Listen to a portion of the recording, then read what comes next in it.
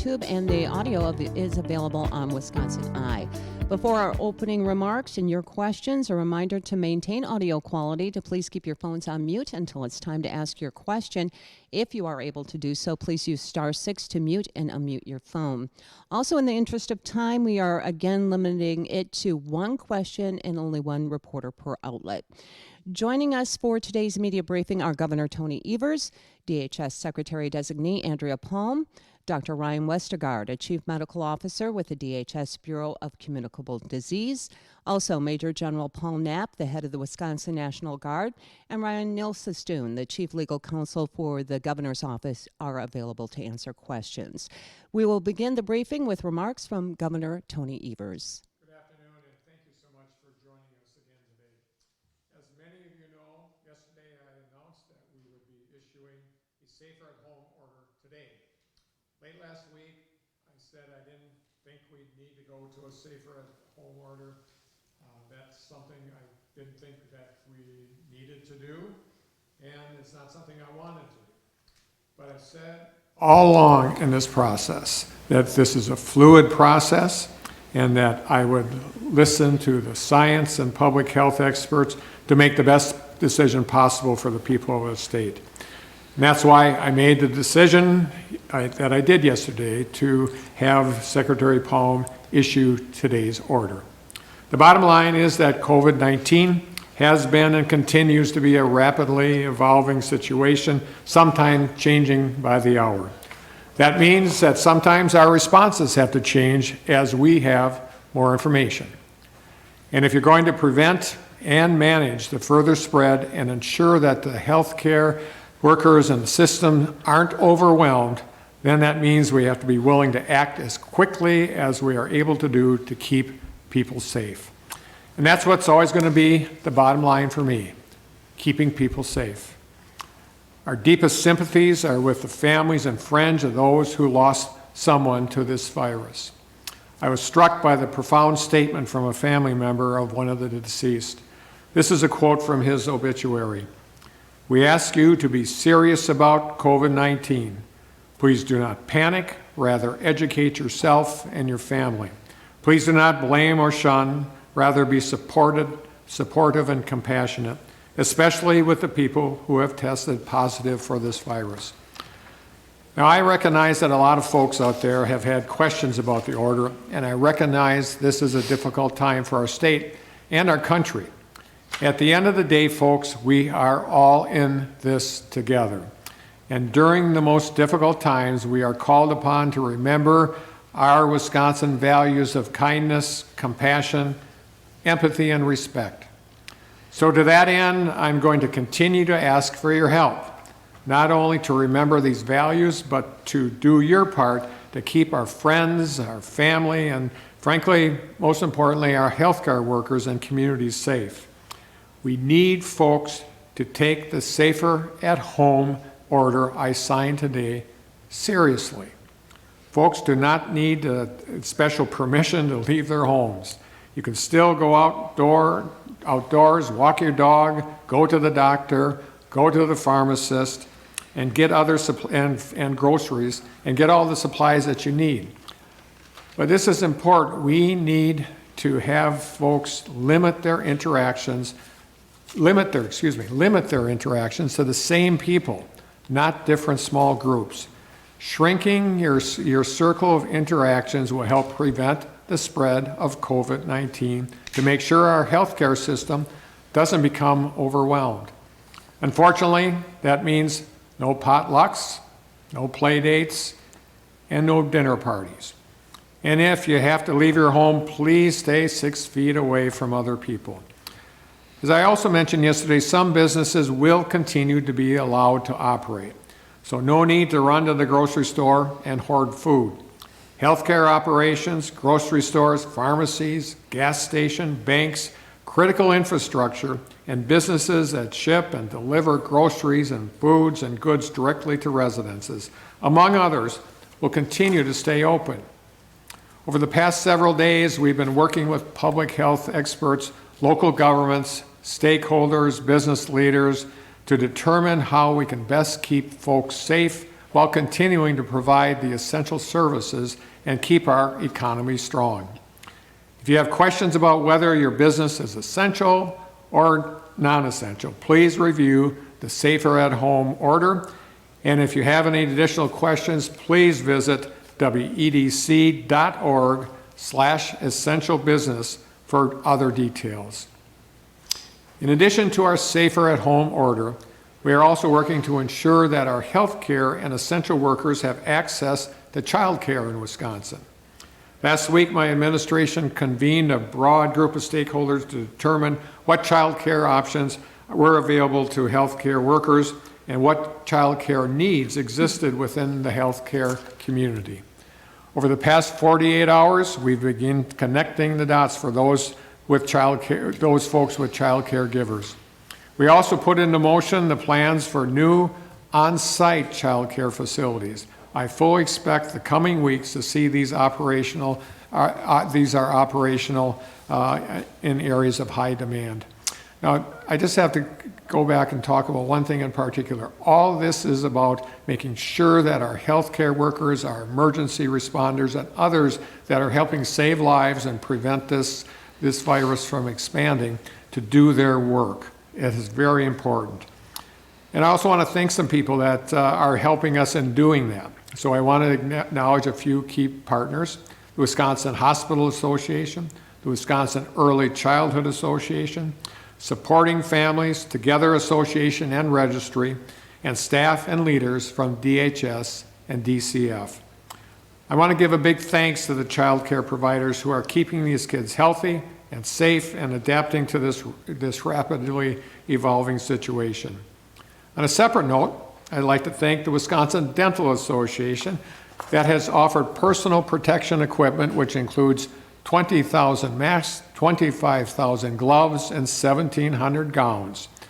We are coordinating with the Wisconsin Emergency Management System to arrange for the transportation of this material back to a Madison warehouse for redistribution to facilities in need. So I want to thank all the folks who are generously working to help us get the supplies we need to our healthcare workers and systems across our state. And now I'd like to introduce Secretary-Designee Andrea Palm from the Wisconsin Department of Health Services. Andrea? Thank you, Governor. And thanks to everyone for joining us again today. I'll start with where we are. We have 8,237 negative tests, 457 positive tests, and we remain at 5 deaths in the state of Wisconsin. Today, as the governor mentioned, he did direct me to sign the Safer at Home order, which I have done. As the governor said, this decision was not made lightly, but it has become necessary to stem the tide of COVID-19. It was made by listening to the advice of our public health experts, and it is abundantly clear that you are safer at home. I've heard some people question why we're doing this when there are only 457 cases and 5 deaths in a state as large as Wisconsin. Our state benefits from the experience of others who have come before us in this pandemic. Our experts are comparing our data to the Wuhan and Italy experiences to predict what is likely to happen here in Wisconsin. And if we continue on our current path without implementing Safer at Home to flatten the curve, the models show us that we would likely have 22,000 Wisconsinites who are positive for COVID-19 by April 8th and an estimated 440 to 1,500 deaths. This means thousands of Wisconsinites would need hospitalization, and we would exceed our current hospital bed capacity. Yesterday, we heard from the Wisconsin Hospital Association, the Rural Wisconsin Health Cooperative, Leading Age, the Wisconsin Healthcare Association, and others representing frontline healthcare and long-term care providers, urging the public to take all steps available in order to help manage the limited resources they have to take care of patients during this pandemic. Keeping our healthcare system from becoming overwhelmed is our #1 priority. Remember, there are no medications or vaccines to protect us from this contagious virus. The only tool we have is physical separation from each other. I implore you, stay at home. We have to stop this virus from spreading any further.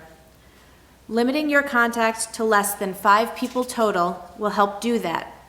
Not 5 people at a time, but 5 people total.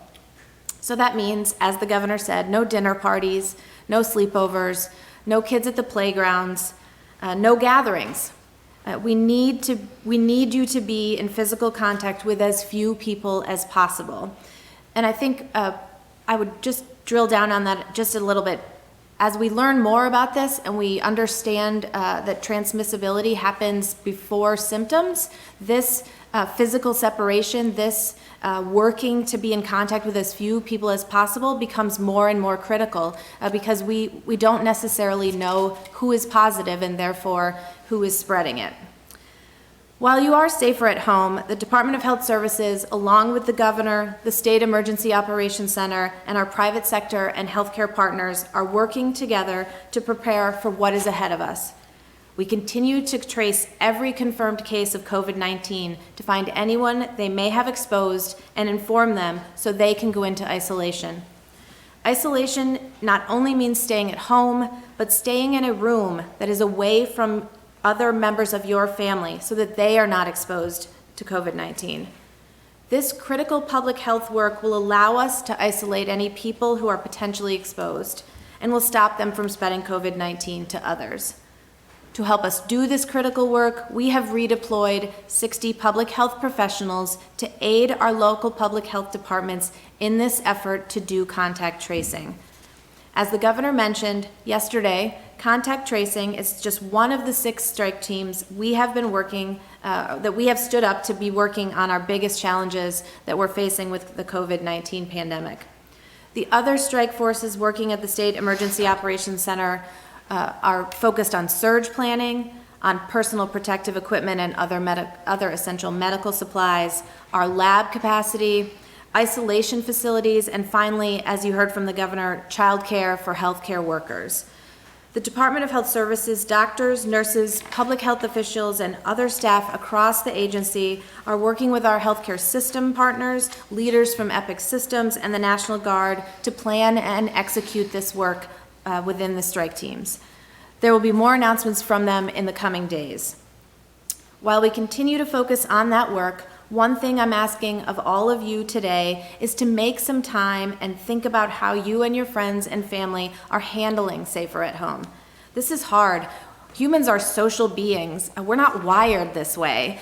And this COVID-19 pandemic and the resulting changes in your life and your lifestyles can make anybody anxious and even depressed. Do not hesitate to ask for help if you're feeling overwhelmed. Some resources that we have available: call 800-985-5990. Again, that's 800-985-5990 to speak with a trained crisis counselor or text "Talk with Us" to 66747. Other resources to maintain your mental health and well-being can be found on the DHS COVID-19 webpage. And we will certainly continue to talk about this issue moving forward. But also you can call and check in on people, see how they're coping, FaceTime with grandma, Skype with your neighbor, Google Hangout with your friends. Stay connected to your support system because we are going to need each other to get through this, but we can do it together. Thank you almost seems inadequate in expressing our gratitude to our partners who are working alongside us to flatten the curve, especially our diligent local health and tribal health officers and our healthcare providers who are on the front lines of this pandemic. The same can be said for private sector partners, business leaders, and business owners who have been so willing to help and have stepped up to ask how they can contribute to the efforts. But our deepest sense of gratitude is for the citizens of Wisconsin. As I said earlier, nothing we have asked of you or will ask of you has been decided without careful thought and deliberation. And true to this state's spirit, you have risen to the challenge each time. We will get through this, It will take some time, but there will be a day when you can go back to work, your kids can go back to school, we can shop, go to the movies, and do all those things that make our lives richer. Like you, I look forward to that day. Until that day comes, thank you again for all that you are doing. We will continue to be transparent and provide timely information as this crisis evolves. Please be safe. Thank you, Secretary Palm, and good afternoon. I'd like to share some updates related to our public health response and describe some of the issues that we're working on in partnership with our healthcare partners during this very challenging time.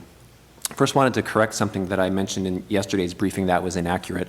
I'd said that we had about 10% of individuals tested positive for COVID-19 that were hospitalized.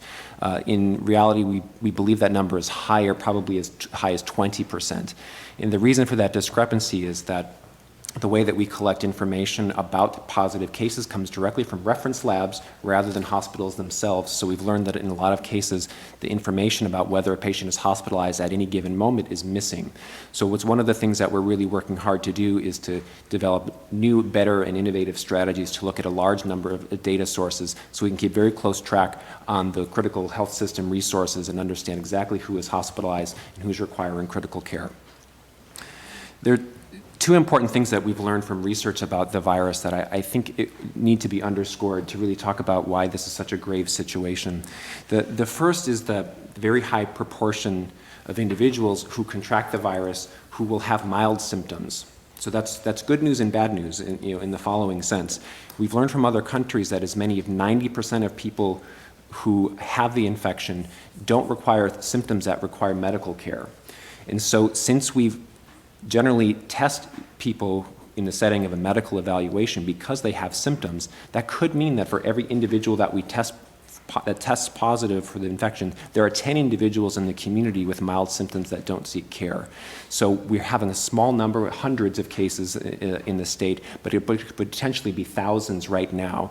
And there's potential that people will develop increasing or worsening symptoms in the future. That's another thing that we've learned about the virus, is that sometimes initial mild cases can become more severe. The second thing we've learned about the virus is that it's very highly transmissible, even from people who have mild symptoms. When we've studied the data from the other countries in terms of the speed and the size of the outbreak, we've learned some of these important parameters about this epidemic. The first is the reproductive number, or how much we expect, how many additional cases we expect to become infected for every one case. That number is between 2 and 3, which means that for every person we might have 2 to 3 more people infected. Other parameters around that we talk about are in terms of the doubling time. How long does it take for the number of people who are currently infected to exceed it by a factor of 2? And that number in other countries has been around 6. But we've seen in this country and other states that the number of cases reported in some states has doubled in as few as 2 to 3 days. So we're very concerned, as the Secretary mentioned, with some of these modeling, that this could develop much larger very quickly, and it's really why that's really the justification for the measures that we're talking about. So the science is pretty clear that the measures we're taking for the entire state in terms of limiting our physical contact is really the main tool that we have to address the crisis, and if we do so well, we can save many, many lives. The last thing I really wanted to echo that we're addressing and really focusing on in public health is that these social distancing measures that we're recommending are themselves not without risk. So to use a medical analogy, many times the treatments that we prescribe for disease have a risk of side effects. In cancer care, we can cure very aggressive tumors, but the treatments that we required sometimes make people feel quite awful and can be very toxic. So the intervention that we're recommending for this pandemic recommends isolation, social distancing. Social isolation can be very toxic for people. It can make people feel awful. So we really want to draw increasing attention to the idea that while we need to have physical distance between people, we want to do everything we can to stay socially connected, and the resources that the Secretary mentioned are great examples of this.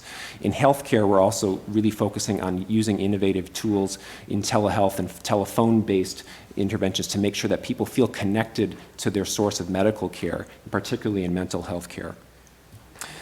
Finally, I just wanted to echo the sentiment that the governor and the secretary mentioned and just to express our profound gratitude in those of us working in medicine and public health.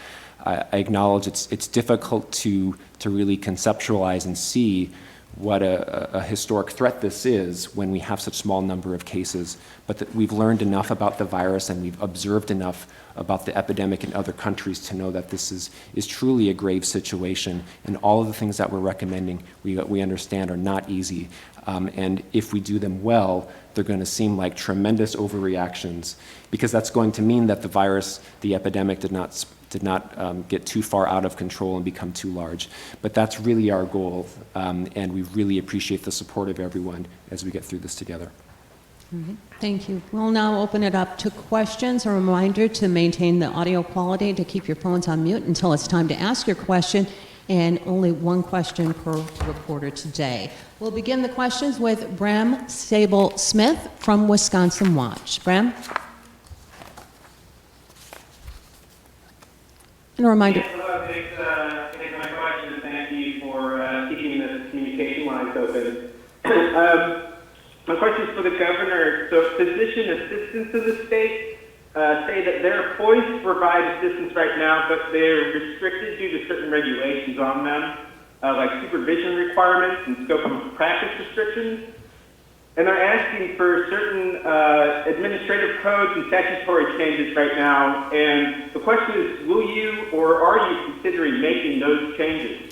I know our Department of Safety and Professional Services are looking at a wide variety of regulations that impact not only the healthcare community, but also various essential industries in the state of Wisconsin. I know we're working on it. I don't know if, Andrea, have you heard anything recently on that?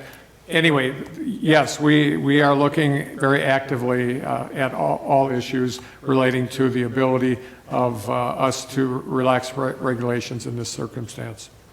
Thank you, Bram. To Sean Johnson from Wisconsin Public Radio. And a reminder, *6 to mute and unmute your phones. Sean Johnson from Wisconsin Public Radio. Okay, we'll move on then to Sean Kirkby from Wisconsin Health News. Sean? Hi, thanks for taking my question. I was wondering why April 24th is the date, and are you looking to expand that further? Thank you.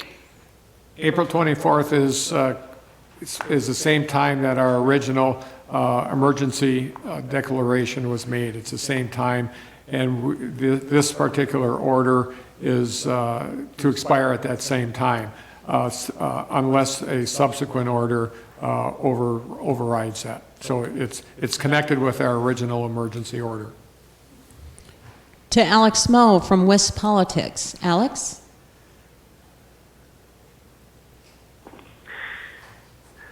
Thank you for taking my question, and my question is for the governor. Yesterday's announcement of the safer at home order caused some confusion and uncertainty, especially among members of the business community that weren't sure if they would be shut down. My question is, why did you release more specific details about the safer at home order yesterday?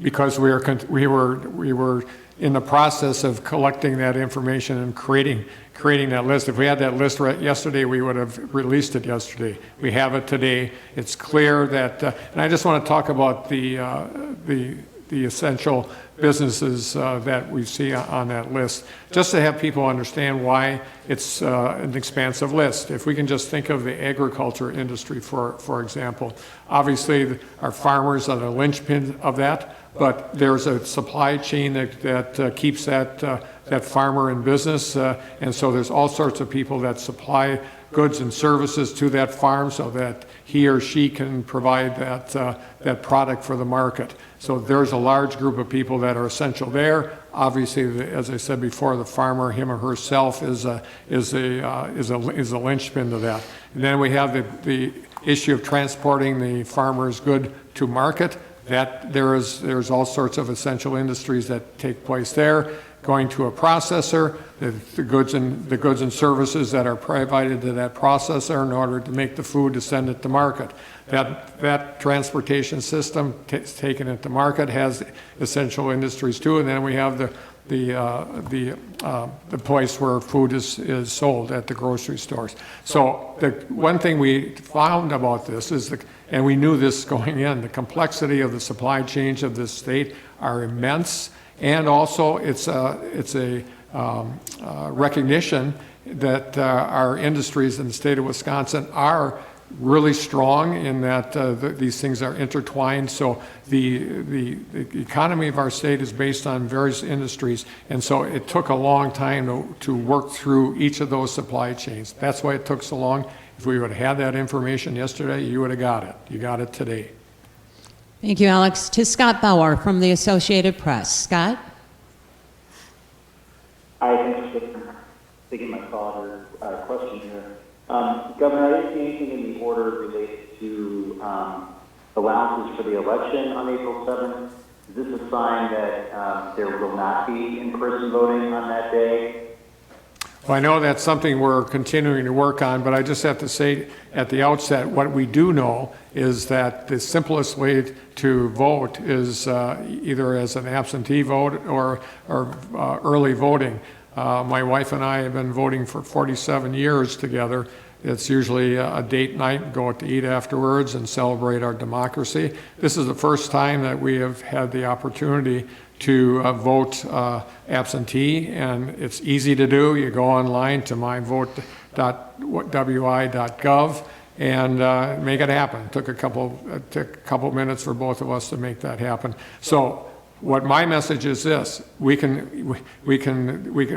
working hard to understand the issues of what's happening on April 7th. But what we do know for sure is that it's easiest to do is just go online, making sure that you have that ballot at hand. I don't know, Ryan, if you have any other items that you'd like to add to that. No, I think that covers it in terms of, we're looking at all the options that are available, but as the governor said, there's a very easy and safe method for people to participate, and that's why we continually encourage people to vote absentee.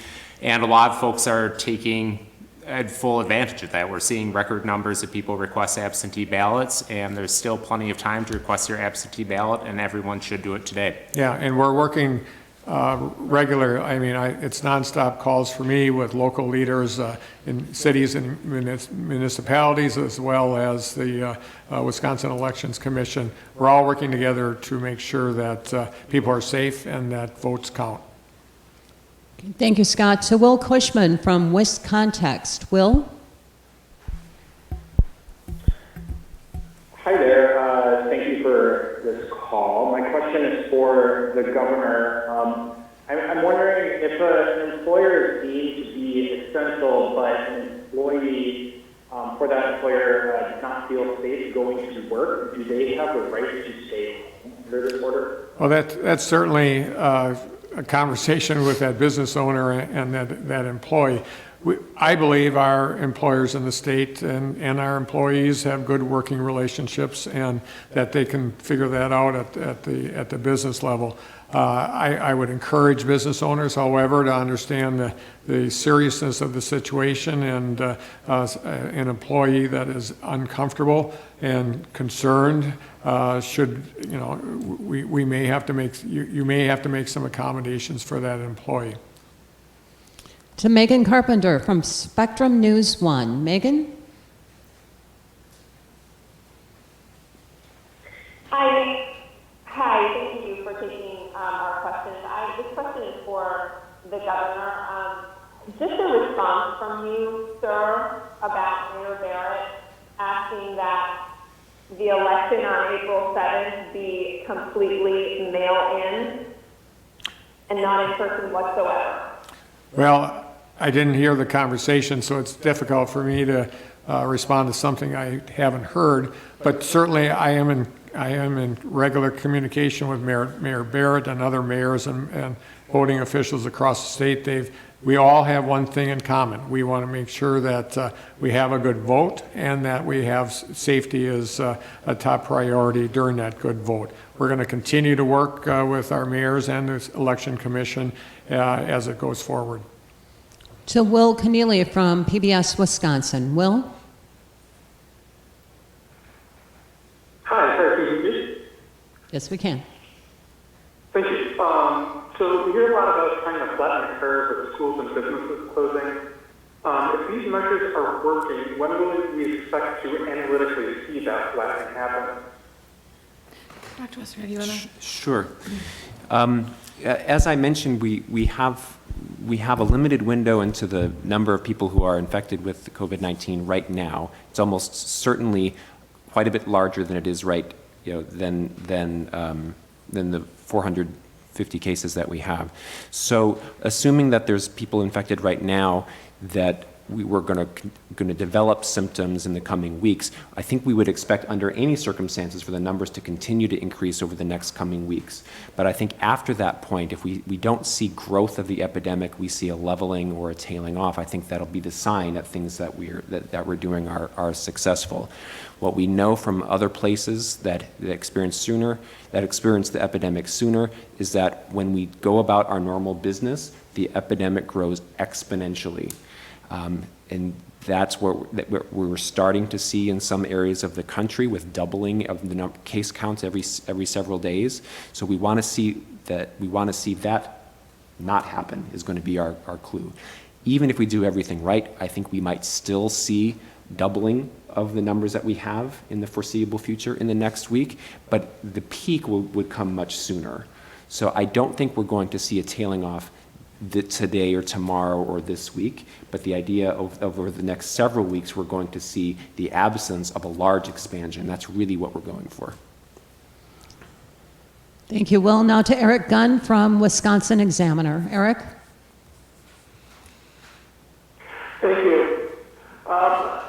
Can you speak, if any one of you, to the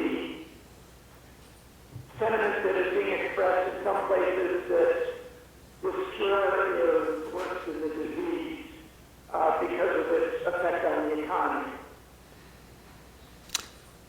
I'll just do it from a 30,000-foot level. I've heard that argument, and especially at the national level. Safety is always, obviously we want a strong economy. Who the hell doesn't? But the fact of the matter is, if we have to value human life at some point at a higher level. I think we can do both, and that's what this order is all about. We have to respect the healthcare providers. We have to respect the scientists, and that's what we're doing here in the state of Wisconsin. Thank you, Eric. To Austin Montgomery from the Beloit Daily News. Austin? Hi, thank you for taking my call. My question is either for Dr. Westergaard or Secretary Palm, just in regard to the COVID-19 modeling that was referenced earlier. What's the start date used in that modeling from China and Italy?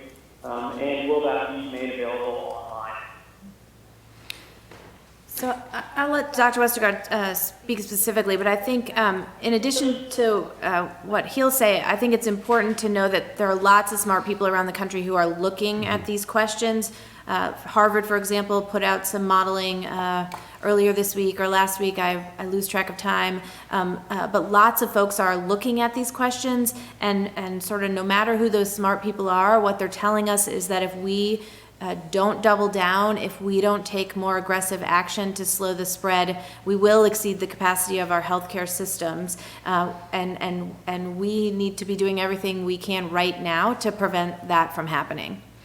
I think that was well said. I don't have any other specific details other than to say that the number of models are all publicly available. The research groups that have done these make their source code available and actually have some data visualization dashboards to be able to look at these things under the different conditions of the types of and degrees of social distancing interventions. So those are available online. Thank you, Austin. To Mason Dowling now from WAOW TV in Wausau. Mason? WAOW? A reminder, *6 to mute and unmute your phones. We'll move on then to Shelley Nelson from the Superior Telegram. Shelley? Shelley Nelson? Good afternoon, Doctor. I am wondering, with the necessity of moving everybody to essential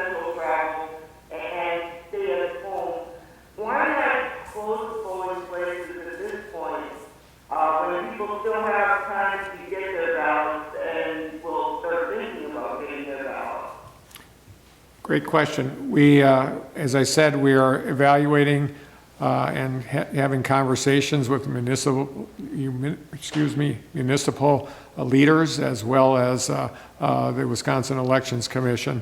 And so that conversation's ongoing, but I can't say this often enough, so I'll say it one more time.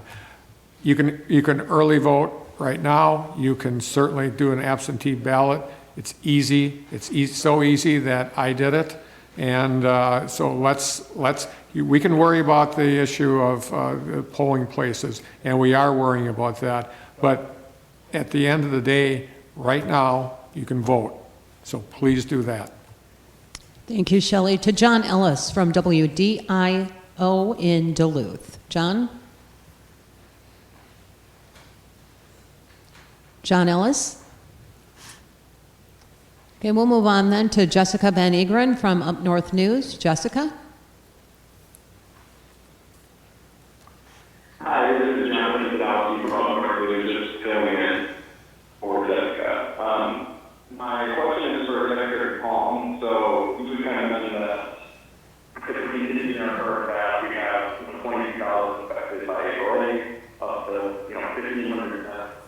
What are we expecting now? With the safer at home order, what are the models standing there? Mm-hmm. Is that something you can? It really, the impact that these will have on the epidemic really depends on how well they're executed. The study that's most commonly cited is one from Imperial College London, which compared sort of the most aggressive implementation of social distancing, which was actually done in the Wuhan province where it was done, and it really led to a pretty rapid attenuation of the virus spreading within a matter of weeks. So that's the best case scenario that we have, is to say that if we were 100% effective, if we limited social interactions or physical interactions with people completely, knowing about how the incubation period of the virus and the duration of illness, within several months we would stop seeing many new cases. Now we know that perfect scenario is impossible because people have to do essential things. So the matter is how close to that can we get by implementing all of the precautions that we're talking about. And we're particularly concerned about transmission in households and healthcare settings, because when we identify people with the infection, we have to provide care to them. We have to be involved enough so we, in addition to the large scale sort of whole community-wide interventions, we really want to focus on the issues about personal protective equipment, infection control in healthcare settings, and try to support people to do isolation and quarantine in the community as well. So it's really a moving target. We know are confident that we can really severely stem the spread of the epidemic if we did it very, very well. The question is how well can we support people to do these interventions that we're talking about, and our hope is that and this is the whole response is really aimed at doing these things effectively. To Ryan O'Connell now from the Rice Lake Chronotype. Ryan? And a reminder, star 6. Thanks for taking my question. How will the physical supplies of PPE and ventilators, either from state packages or received federally, be rationed and distributed through the states as a COVID-19 situation progresses? So, I guess as a foundational point, there are not surplus supplies of any of these things, of PPE, of ventilators, and in fact, we do not have enough. And so we have been working aggressively across the government with our private sector partners, with our federal partners, to work to get our hands on more of the supplies that we need. The governor mentioned that the Dental Association graciously has donated some extra PPE that will be redistributed to the front lines, so that healthcare workers and emergency responders have PPE, but we continue to work very hard to secure supplies of these needed medical supplies as quickly as possible. But it is a national problem. We are not the only state that is desperately working to improve our access to PPE and ventilators, and we will continue to do that. And I'll just jump in. This is Governor Evers. I think it's important to recognize that the federal government does have a role to play in this. We're hoping that they will take a more active role in coordinating this. It makes no sense for New York and Wisconsin and California and Illinois to be competing with each other for supplies. And so hopefully in the very near future, we will have a more active federal government in this area. Clearly, and I said this before, I was happy when the president passed off the federal role to the emergency management department of FEMA of federal government. That was a good step forward, but they need to take a more active role, and I'm hopeful that they will, because just competing against other states for scarce resources is a problem. In turn, I've been very happy with the response of various industries here in Wisconsin that have stepped up in a big way to help us. But we have a supply shortage. We need some coordinated efforts from the federal government also. Thank you, Ryan. To Matt Piper from the Sheboygan Press. Matt?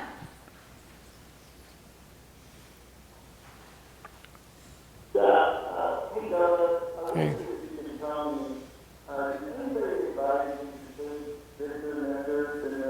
Safer at home order, and is what we see at all the results of these weighing that advice against the economic consequences of a stricter order?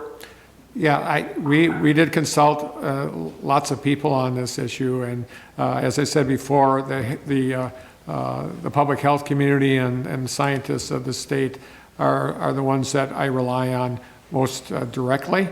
But we also did spend time, obviously, with local officials, municipal officials, but lots of people from the business community who provided us great advice. And so we came to a place where we feel comfortable that we can aggressively address this, but still have those essential services being offered, and making sure that everybody in the state of Wisconsin is protected as well as possible. Of course, there's we can lock down like other countries have, but we're part of the United States of America. We have we're surrounding states and that we interact with on a regular basis, and so we felt comfortable that we are consistent with surrounding states and comfortable with us being proactive and slowing down the disease while at the same time keeping essential services going. Thank you, Matt. To Adam Rogan from the Racine Journal-Times. Adam? Adam Rogan? Then we'll move on to Maddie Heim from the Appleton Post-Crescent. Maddie? And a reminder, star six. You're passing? Okay. To Amber from WLUK in Green Bay. Amber Luckett.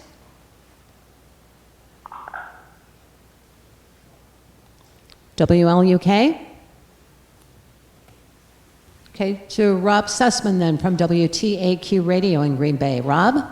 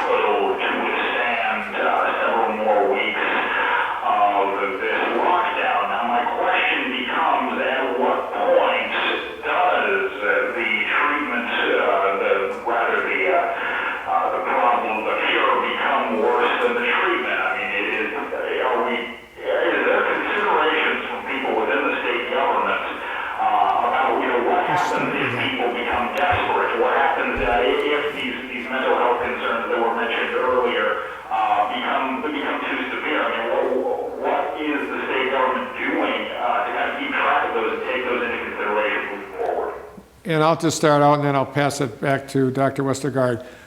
We obviously are taking interests of businesses in place. We have if you look at the list of essential businesses in the state, it's a vast majority of our state's employers. But that said, I also understand that small businesses across the state are struggling.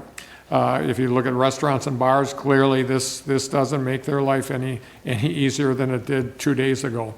What we're doing there is working very diligently with our national counterparts to make sure that resources are made available to those small business owners. Our Wisconsin Economic Development Corporation has put their full force of their workforce heading into this to make sure that resources are available. We have a small business authority loan program that we had approved. The WEDC board has approved resources. We're going to hopefully be doing some things at the state level in a bipartisan way. We will make sure that we keep those small businesses as healthy as possible. I know they struggle. And their workers struggle. Most of the people in Wisconsin are employed by small businesses, and many of them are now receiving and will receive soon unemployment insurance payments. We pushed back the income tax deadline date. We're doing whatever we can to make sure that the upshot of keeping a healthy Wisconsin does not impact anybody in a severely negative way. It calls for sacrifice, no question about that. But we are working to make sure that at the national level and at state level, we are helping those small business people. Main Street businesses are the ones that are most at risk here, and I understand that. Now, I know you had some other questions medically oriented. I'll pass that off to Dr. Westergaard. So on the medical public health side, it's an extremely important question. COVID-19 right now in the country and the globe is really our most urgent public health issue, but it's not our only public health issue.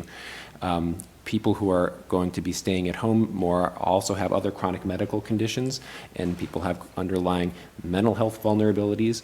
And our systems, on the healthcare system, need to be prepared to meet those needs in a different way than we have in the past. So we're really encouraging and trying to support and disseminate best practices about telehealth, telephone-based care. We're trying to develop at the state additional resources to do telephone-based triage to make sure that people can stay connected, and so that their ongoing medical care needs get met on an ongoing basis. So it's something that we're really focusing on through this situation. Thank you, Rob. To Addie Bink now from WFRV in Green Bay. Addie? Yes, we can. Great. My question is probably for the governor. We were just wondering, what about those people that have to make rent payments and mortgage payments during this time? Maybe they're without a job right now. Is there anything being done for them? Absolutely.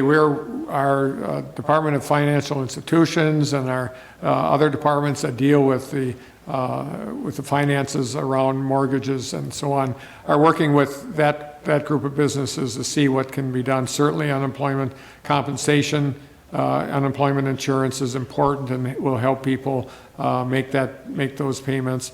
In addition, we're counting on our federal government, and as I walked in here today, I think we're getting close to having some resolution to what the federal government can help us at. So, of course, every one of those resources will be necessary in order to make sure that people are treated fairly and that payments can be made. To Sarah Thompson now from WBAY in Green Bay. Sarah? Good afternoon. This question would be, I think, for the governor. We've heard from some people, some law enforcement, as well as some healthcare workers saying in their opinion that they think that these restrictions don't go far enough. Obviously their opinion, but is there any chance that this would that there would be a curfew in place or tightening of restrictions, and if so, how long would that take? Well, as I said when I started out today, my comments were I didn't want to get to this point, and that it's a fluid situation, and that at the end of the day I will always rely on the advice of our public health officials and the scientists that are providing us advice. So the answer to your question is I don't believe we will be there, but we monitor the situation 24/7. If we need to make other changes down the road, we will do that in order to make sure that our healthcare system continues to be strong. Thank you, Sarah. To John Neiser from NBC 26 in Green Bay. John? Hi, good afternoon. This is related to the safer at home and enforcement. What have you directed law enforcement to do in terms of taking any action related to citations or anything like that? Is there a buffer period, or is this kind of going into effect right away? I'll turn that over to Ryan. So the safer at home order, there is a buffer period before it goes into place. And so it gives both, people enforcing it, which would be local law enforcement officials, but then also businesses in the state of Wisconsin time to comply. So it doesn't become effective until 8:00 a.m. on Wednesday, March 25th. And so that will give folks time to understand what it requires. Yeah, the same has been mentioned by Secretary Palm earlier. With this needed, we couldn't have too much time in order to have this go into effect because of how the curve is looking. And if we're going to be able to put a stop to the increase in cases of COVID-19, we needed to do additional restrictions sooner rather than later. Thank you, John. To Mitchell Schmidt now from the Wisconsin State Journal. Mitchell? Thank you. I was curious, you mentioned a little bit about unemployment insurance. We were hearing from Mitchell, your signal is very bad. Can you? that they're having challenges either getting through or facing a lot of wait time. Is there any effort being taken to address that, or and piggybacking on giving sort of a message for anybody out there who's looking for work? Sure, and unfortunately, there was a really horrible reception there, so I didn't get the whole question. I know it was about unemployment insurance and some of the difficulties. We had tens, I can't remember the exact number, so I won't say it, but a whole bunch of people that called yesterday morning. The system went down for a short period of time, and we got it up in mid-morning. So it's my observation that we're doing well. We've redeployed people from all sorts of state services to the unemployment insurance workload that has been created at the Department of Workforce Development. So we will continue to do that and get people the resources they need. It's obviously a top priority.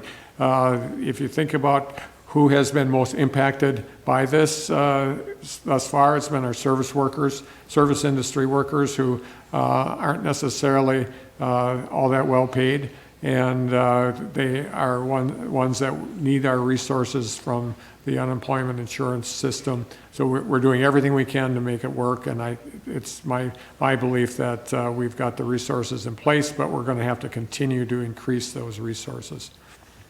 Thank you, Mitchell. To Emily Fannin now from WKOW-TV in Madison. Emily? Hi, the order says police and sheriff will enforce this order, but how exactly will they do that? Will they be patrolling the streets? Will people be stopped and asked why are they out of their homes? Can you tell us what this will look like? Sure, I can answer that question. So it's going to vary jurisdiction to jurisdiction. No, people will not be pulled over and asked. The order does not require people to have certifications or to have proof that they're on essential travel.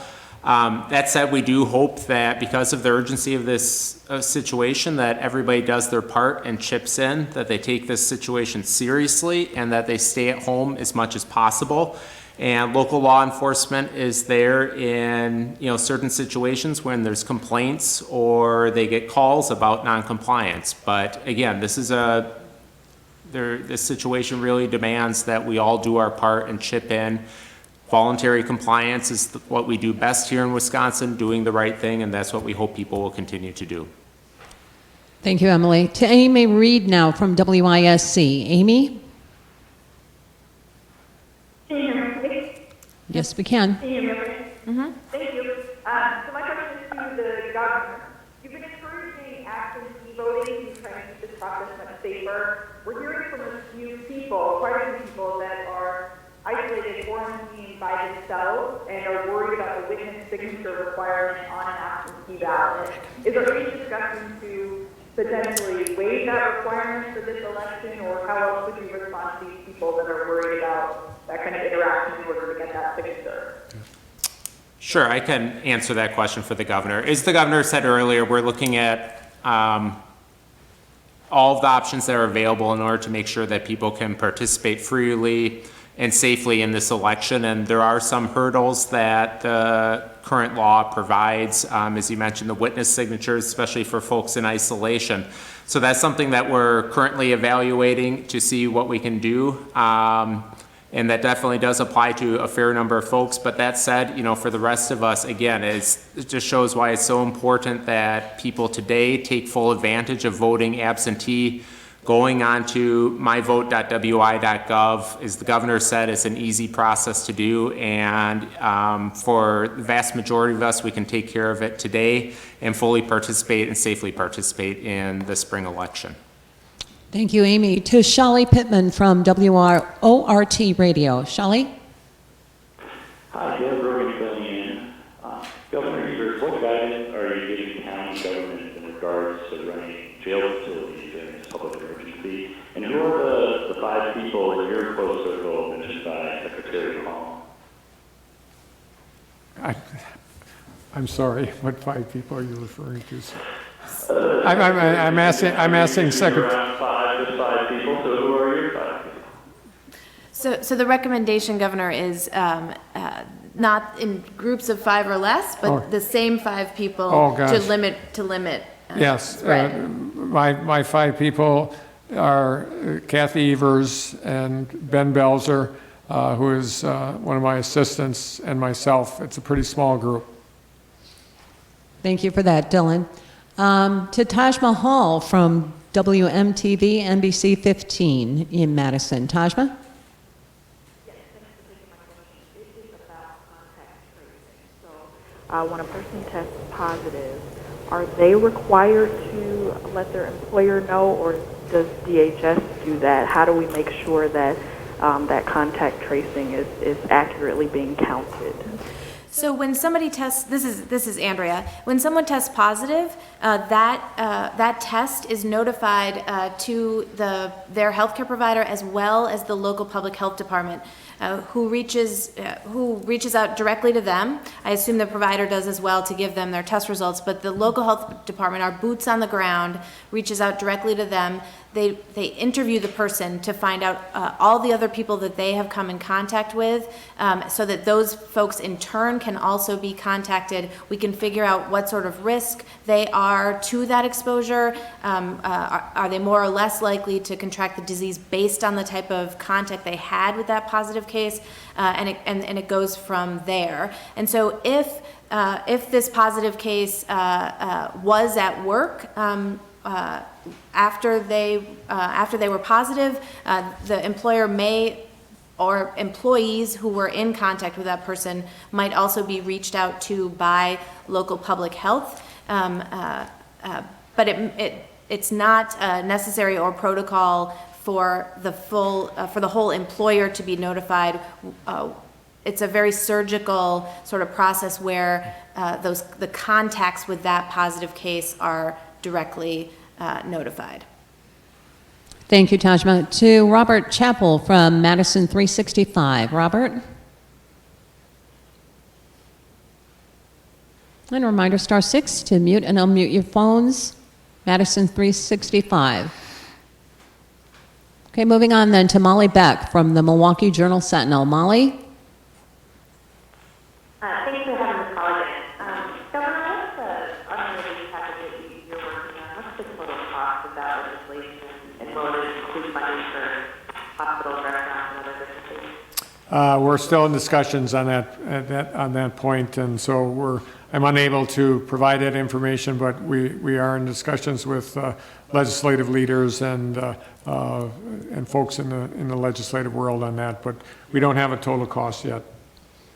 Okay, to Jeremy from Urban Milwaukee. Jeremy? Question on the testing process. How are numbers compiled for number testing process? snapshot of time, but do all 72 counties report at the same time? Are you talking about their results on their tests? The numbers of state reports, the 457. Got it. So those results come back to us from the labs who are doing the tests, and then it's pushed out to providers and to local public health departments where those results reside. And so it's not a process where the counties notify us, but we notify local public health based on the results that come back to us from the labs that are doing the testing. Thank you for that, Jeremy. To Victor from CBS 58 in Milwaukee. Victor? Thank you for taking the call. This is kind of touched on earlier. We were talking about rent payments. I guess specifically, what's being considered with eviction and that being, as we're approaching the end of March, beginning of April. There's some court cases kind of moving through the system and kind of halted. But I guess what's happening in capital to address eviction specifically? Sure, I can answer that question. As something that we're taking a very close look at, obviously, due to the public health situation, having somebody being evicted from their home while at the same time with issuing an order telling people that it's safer to be at home is problematic. And so that is something that we're taking a very hard look at to see what steps can be taken to ensure that people do have a safe place to be during the public health emergency. Thank you, Victor. To Amy DuPont from Fox 6 in Milwaukee. Amy? Thank you. This is for the governor from Mr. Milton. What does the appeals process look like for businesses not considered essential but who believe they are, and will they be allowed to operate during that process? So the process is fairly straightforward. One of the things that we learned from other states, one of the benefits that Wisconsin had about in terms of when we issued the order, as the governor said, by issuing it today, we were able to gather more input from the business community, from our counterparts in other states. And one of the benefits or areas we saw that could be improved was having a set process where people can, even if they're not on mentioned in the order or on determined by the federal government to be essential business, that they can submit an inquiry with the Wisconsin Economic Development Corporation on their website, and the Wisconsin Economic Development Corporation will be able to make that final determination for them. And I think that's important because it provides certainty for people, and also it's one of the lessons we learned where, especially with supply chains, as the governor mentioned, one of the problems we saw with the Pennsylvania order was one of the Wisconsin utilities wasn't able to get a critical part from a Pennsylvania manufacturer because it just had broad categories of folks who were exempted. We have a much more nuanced and thoughtful approach here, and that's going to be able to take into account situations just like that, where people, even if they're not on this comprehensive list, they'll be able to seek clarification from WEDC. Thank you, Amy. Ben Jordan now from TMJ4 in Milwaukee. Ben? Ben from TMJ. Hello, and thank you for taking my call. What would you tell business owners who find themselves in a gray area in regard to this order? An example being a massage parlor, where the order says day spas are not essential, but massage therapy is. Again, as I mentioned earlier, in terms of the ability to go to the WEDC to do an inquiry, that said, we're also continuously soliciting feedback. We're getting feedback both directly from business owners, but then also from the legislature and from others, and we will be continuously updating the frequently asked question page to be able to provide clarification on issues just like that. Now to Nick Bohr from WISN in Milwaukee. Nick? WISN. Okay, we'll move on. And our final question today comes from Mariela Munoz from Wisconsin 38. Mariela? And a reminder, *6 to mute and unmute your phones. Mariela? Okay, and with that, we're wrapping up today's media briefing. Thank you for joining us today. Any additional questions that you can be emailed to dhsmedia@dhs.wisconsin.gov or by calling the media line at 608-266-1683. Also, a reminder to continue to monitor the DHS Outbreaks and Investigations page and the COVID-19 page at dhs.wisconsin.gov for updates on this pandemic response. Thank you and have a good afternoon.